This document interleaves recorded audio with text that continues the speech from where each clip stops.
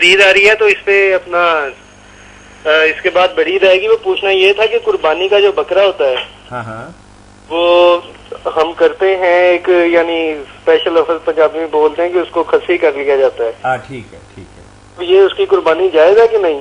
جائز ہے، خصی کی قربانی جائز ہے، اچھا جی. یہ کوئی عیب نہیں ہے. وہ سارے اپنا ہو نہیں جاتا کہ وہ اپنا اس کا آپ زخمی کر دیتے ہیں اسے؟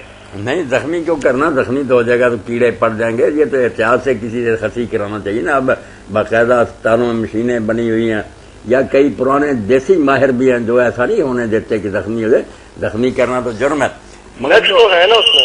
نہیں نقص نہیں نا. کیا ہو رہا یار، نقص نہیں، خصی ہونا جانور کا خوبی ہے. آپ ذرا توجہ فرمائے.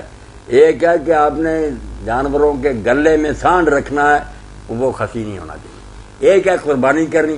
اب قربانی کرنے والوں سے پوچھ لیں کہ جو جانور خصی نہ کیا جائے وہ کس طرح اپنا پیشاب پیتا رہتا، اس کا گوشت بدبودار ہو جاتا، وہ بہت کمزور رہتا ہے، اپنے ہر وقت جو اعلیٰ تناسل کو چاٹتا رہتا. خصی ہونے سے تو موٹا تازہ خوبصورت اور خوشبودار ہم نے تو دیکھا بکریاں پالتے رہے. اس لیے قربانی کے مقصد کے لیے خصی بہترین جانور ہے. جو سانڈ رکھنا ہے آپ نے کہ آگے نسل چلانی ہے جانوروں کی، وہ ایک الگ مسئلہ. قربانی کے بارے میں تو آپ دیکھ لیں، تجربہ کر لیں، بکرا خرید لیں، دیکھیں گے کہ ہر وقت پیشاب پی رہا. جی جی السلام علیکم. کوئی خصی جانور میں خرابی نہیں. بات کریں